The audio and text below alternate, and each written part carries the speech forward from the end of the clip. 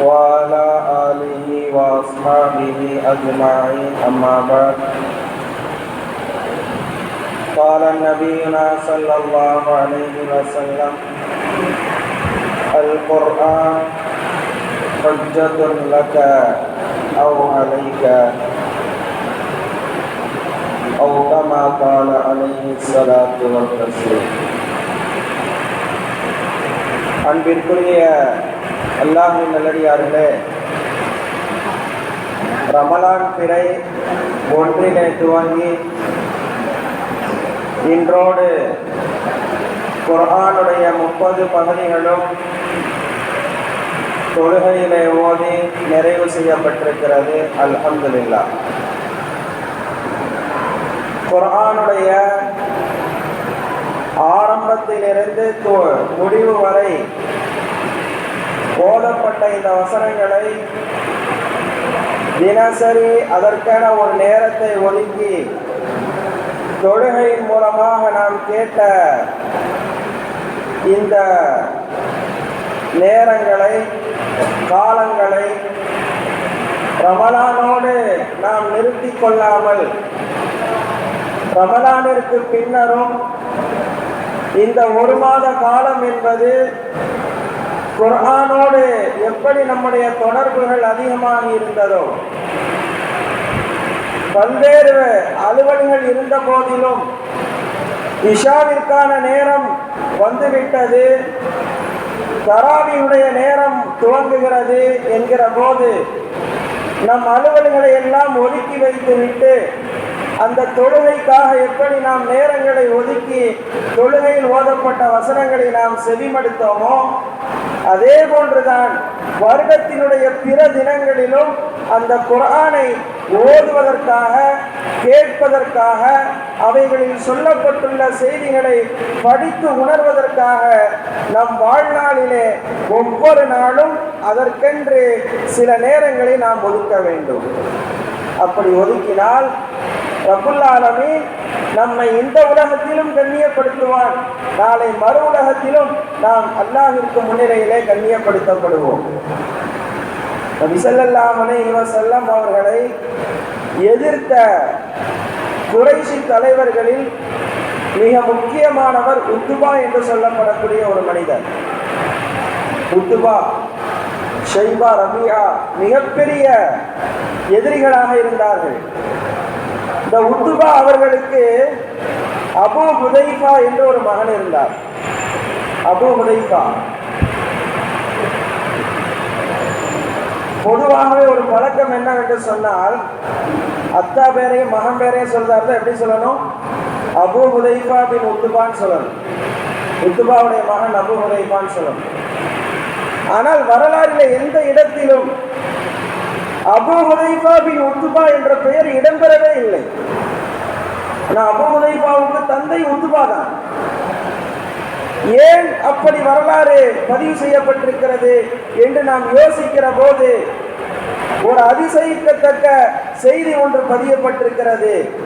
நபி ஸல்லல்லாஹு அலைஹி வஸல்லம் ஒரு நபிமொழியிலே சொன்னார்கள், குதுல் குர்ஆன மின் அர்பஅத்தின். குர்ஆனை பற்றி உங்களுக்கு ஏதாவது செய்தி தேவையா? குர்ஆனிய ஞானம் என்பது உங்களுக்கு தேவையா? குர்ஆனிய அறிவு உங்களுக்கு தேவையா? குர்ஆனுடைய வழிகாட்டல் உங்களுக்கு தேவையா? நீங்க யார்கிட்டையும் போகாதீங்க. 4 சஹாபாக்கள்கிட்ட போனீங்கன்னா அவங்க குர்ஆன்ல கரை தேர்ந்தவர்கள் என்று நபி அவர்களால் பிரபல்யமானவர்கள் என்று சொல்லப்பட்ட அந்த 4 நபர்களை நபி அவர்கள் சொல்லித் தருகிறார்கள். அப்துல்லாஹ் இப்னு மஸ்ஊத் ரலியல்லாஹு தஆலா அன்ஹு, முஆத் இப்னு ஜபல் ரலியல்லாஹு தஆலா அன்ஹு, உபய் இப்னு கஅப் ரலியல்லாஹு தஆலா அன்ஹு, சாலிம் மௌலா அபூ ஹுதைஃபா ரலியல்லாஹு தஆலா அன்ஹு. இதுதான் நாம் கவனிக்க வேண்டும். இந்த நபி அவர்களால் குர்ஆனிய ஞானம் வழங்கப்பட்டவர்கள் என்று பிரத்யேகமாக பெயர் சொல்லப்பட்ட இந்த 4 நபர்களில் சாலிம் ரலியல்லாஹு தஆலா அன்ஹு அவர்களும் ஒருவர். அவர்களும் குர்ஆனை குறித்த நிறைய செய்திகளை நபி அவர்கள் காலத்திலே தெரிந்து வைத்திருந்தார்கள். இப்ப சாலிம் அவர்களை சொல்லும் போது நபி அவர்கள் சாதாரணமாக சொல்லவில்லை, சாலிம் மௌலா அபூ ஹுதைஃபா என்று சொன்னார்கள். இந்த நபிமொழியில் அப்படித்தான் பதிவாகி இருக்கிறது. அப்படின்னா என்ன அர்த்தம்? சாலிம் என்பவர்கள் அபூ ஹுதைஃபாவால் உரிமையிடப்பட்ட சாலிம் ரலியல்லாஹு தஆலா அன்ஹு என்று அதற்கு பொருள், அந்த வார்த்தைக்கு பொருள். சாலிம் ரலியல்லாஹு தஆலா அன்ஹு குர்ஆனுடைய கருத்துக்களை, குர்ஆனோடு தன்னுடைய தொடர்பை நெருக்கமாக வைத்திருந்தார்கள். ஆனால் அவர்கள் இன்னொரு மனிதரிடத்திலே அடிமையாக இருந்தார்கள். நபி ஸல்லல்லாஹு அலைஹி வஸல்லம் அவர்கள் பல்வேறு நேரங்களிலே இந்த செய்திகளை மக்களுக்கு மத்தியிலே சொல்லிக்கொண்டே இருந்தார்கள். அபூ ஹுதைஃபா ரலியல்லாஹு தஆலா அன்ஹு குர்ஆனோடு நெருக்கம் பெற்ற, குர்ஆனோடு தன்னுடைய தொடர்புகளை அதிகமாக வைத்திருக்கக்கூடிய, குர்ஆனிய ஞானத்தால் மிளிர்ந்து நிற்கக்கூடிய, மற்ற சஹாபாக்களுக்கு மத்தியிலே உயர்ந்து நிற்கக்கூடிய இந்த சஹாபி ஏன் அடிமையாக இருக்க வேண்டும் என்று அவர்கள் நினைத்து தன்னுடைய பொருளாதாரத்திலே இருந்து சில காசு பணங்களை கொடுத்து சாலிம் ரலியல்லாஹு தஆலா என்கிற சஹாபியை அங்கே விலை கொடுத்து வாங்கி அவர்களை உரிமையிட்டு சுதந்திரமான மனிதனாக மாற்றி கொடுத்தார்கள். நபி ஸல்லல்லாஹு அலைஹி வஸல்லம் அதைத்தான் இந்த நபிமொழியிலே சேர்த்து சொல்கிறார்கள். சாலிம் குர்ஆனோடு நெருக்கமானவர். எப்படி தெரியுமா? அவர் அபூ ஹுதைஃபாவால் உரிமையிடப்பட்ட சாலிம். அவரும் குர்ஆனிய ஞானத்திலே உயர்ந்து நிற்கிறார். அபூ ஹுதைஃபாவினுடைய தந்தை நபி ஸல்லல்லாஹு அலைஹி வஸல்லம் அவர்களுக்கும் இஸ்லாத்திற்கும் மிகப்பெரிய எதிரி.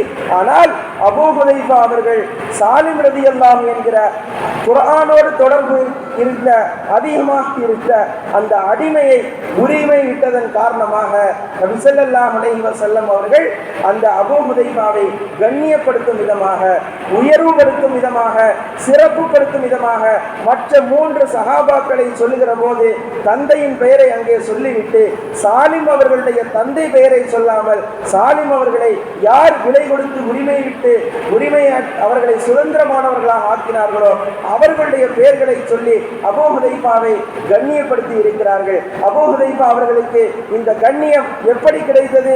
குர்ஆனோடு நெருக்கமாக இருந்த சாலிம் ரலியல்லாஹு தஆலா அவர்களை அடிமை தலையிலே இருந்து சுதந்திரமானதாக ஆக்கியதன் காரணமாகத்தான் நபி அவர்களின் மூலமாக இந்த புகழ் என்பது அவர்களுக்கு கிடைத்திருக்கிறது. எனவே நாம் குர்ஆனுக்காக நேரத்தை ஒதுக்க வேண்டும். குர்ஆனோடு யார் தொடர்போடு இருக்கிறார்களோ அவர்களை நாம் கண்ணியப்படுத்துகிற போது ரப்புல் ஆலமீன் நபி அவர்கள் அபூ ஹுதைஃபாவை கண்ணியப்படுத்தியதை போன்று நம்மை இந்த உலகத்திலே கண்ணியப்படுத்துவான் என்பதை இந்த நிகழ்வு நமக்கு எடுத்து காட்டுகிறது. மறுமையிலும் நமக்கு இந்த குர்ஆன் என்பது பக்கபலமாக இருக்கும். மாற்றுக்கருத்துக்கே வழி இல்லை. நபி ஸல்லல்லாஹு அலைஹி வஸல்லம் சொன்ன ஒரு நபிமொழி அல் குர்ஆன். இந்த குர்ஆன் இருக்கிறதே அது சாதாரணமானதல்ல. ஹுஜ்ஜத்துன் லக்க, நாளை மறுமையிலே உனக்கு சாதகமான ஆதாரமாகவும் இருக்கிறது, அவ் அலைக்க, உனக்கு பாதகமான ஆதாரமாகவும் இருக்கிறது. நபியர்கள் சொல்கிறார்கள், குர்ஆன் என்பது நாளை மறுமையிலே உனக்கு சாதகமாகவும் இருக்கும், பாதகமாகவும் இருக்கும். எப்படி ஒரே செய்தி 2 விதத்திலே பயன் தரும்? நபி அவர்கள் அதற்கு இந்த நபிமொழியிலே விளக்கம் சொல்லப்பட்டிருக்கிறது. குர்ஆனிலே சொல்லப்பட்டிருக்கக்கூடிய செய்திகளை உள்வாங்கி அதை நாம் நடைமுறைப்படுத்தினால் நாளை மறுமையிலே இந்த குர்ஆன் நமக்காக அல்லாஹ்விடத்திலே பரிந்து பேசும், சிபாரிசு செய்யும். ரப்பே, இந்த மனிதன் குர்ஆனை தராவீஹிலே முழுமையாக ஓத கேட்டிருக்கிறார், கால் கடுக்க நின்று கேட்டார், பல மணி நேரங்கள் அதற்காக ஒதுக்கி இருக்கிறார். கேட்டதோடு மட்டுமல்லாமல் அதனுடைய சட்ட ஞானங்களை, அதனுடைய சட்டங்களை தெரிந்து, மார்க்க அறிஞர்களின் மூலமாக தெரிந்து அதை நடைமுறைப்படுத்தி இருக்கிறார். இவருக்கு இந்த தண்டனையை ரத்து செய் என்று நாம் குர்ஆனை அதற்காக நேரம் ஒதுக்கி அந்த சட்டதிட்டங்களின்படி நடந்தால் இந்த குர்ஆன் நாளை மறுமையிலே நமக்காக அல்லாஹ்விடத்திலே மன்றாடும், இவன் உனக்காக எனக்காக நேரம் ஒதுக்கி அமல் செய்தார், அதை கேட்டார், எனவே இவருக்கு இந்த தண்டனையை ரத்து செய், இவருக்கு உயர்ந்த அந்தஸ்தை கொடு என்று நமக்கு சாதகமாக பேசும். அதே நேரத்திலே குர்ஆனை நாம் செவிதாழ்த்தி கேட்கவும் இல்லை, அதனுடைய சட்டங்களை, ஞானங்களை உள்வாங்கி அதை நடைமுறைப்படுத்தவும் இல்லை என்றால் ரப்புல் ஆலமீன் நமக்கு ஏதேனும் ஒரு உயர்ந்த அந்தஸ்தை கொடுக்க வேண்டும் என்று நாடிவிட்டாலும் கூட அவ் அலைக்க என்று நபியவர்கள் சொல்லி இருக்கிற இந்த அடிப்படையிலே குர்ஆன் அல்லாஹ்விடத்திலே அங்கு முறையிடுவதற்கு வாய்ப்பு இருக்கிறது. என்னை இந்த உலகத்திலே அவமதித்தார், என்னுடைய கருத்துக்களை அவன் செவிதாட்டி கேட்கவில்லை, சட்டங்களுக்கு நடைமுறை வரி கொடுக்கவில்லை. ஏன் இவருக்கு இந்த பதவியை கொடுக்கிறாய், இந்த அந்தஸ்தை கொடுக்கிறாய், இந்த மரியாதையை கொடுக்கிறாய்? உன் கலாமான குர்ஆனை கண்ணியப்படுத்தாதவருக்கு நீ ஏன் இந்த உயர்வை கொடுக்கிறாய் என்று இதே குர்ஆன் நமக்கு பாதகமாக வாதிடுவதற்கான வாய்ப்பும் இருக்கிறது. எனவே குர்ஆனை நீங்கள் உங்களுக்கு சாதகமாக ஆக்க வேண்டும் என்று சொன்னால் நீங்கள் அதன்படி நடங்கள், அதற்காக நேரத்தை செலவழியுங்கள். அது உங்களுக்கு உண்மையிலும் கண்ணியத்தை பெற்றுத்தரும், நாளை மறுமையிலும் கண்ணியத்தை பெற்றுத்தரும் என்பதை நபி ஸல்லல்லாஹு அலைஹி வஸல்லம் நமக்கு தெளிவுபடுத்தி விட்டு சென்றிருக்கிறார்கள். எனவே ரமலானிலே நாம் செய்த நம்முடைய நேரங்களை இந்த குர்ஆனுக்காக ஒதுக்கியதை போன்று நாம் ஒவ்வொரு நாளும் ஒரு 5 நிமிடம், ஒரு 10 நிமிடம், 24 மணி நேரத்திலே ஒரு 10 நிமிடம் என்பது பெரிய விஷயம் அல்ல. எல்லா மக்களும் இந்த விஷயத்தை நினைவிலே நிறுத்தி குர்ஆனோடு நம்முடைய தொடர்புகளை அமைத்துக் கொண்டால் நம்மை இந்த உலகத்திலும் அந்த குர்ஆன் கண்ணியப்படுத்தும், நாளை மறுமையிலும் நமக்காக சிபாரிசு செய்யும் என்ற இந்த செய்தியை இன்றைய தராவிஹ் செய்தியாக எடுத்துச் செல்ல வேண்டும். ரப்புல் ஆலமீன் அல்லாஹ் ஜல்ல ஷானஹு தஆலா குர்ஆனோடு நம்முடைய தொடர்புகளை அதிகப்படுத்தி சுவனத்திலே இங்கு நாம் வீற்றிருப்பதை போன்று நாம் எல்லோரும் சங்கமிப்பதற்கான நல்ல சூழ்நிலைகளை நமக்கும் நம்முடைய சந்ததிகளுக்கும் ஏற்படுத்தி தருவானாக. ஆமீன். வாஹிர் தஅவானா அல்ஹம்துலில்லாஹி ரப்பில் ஆலமீன்.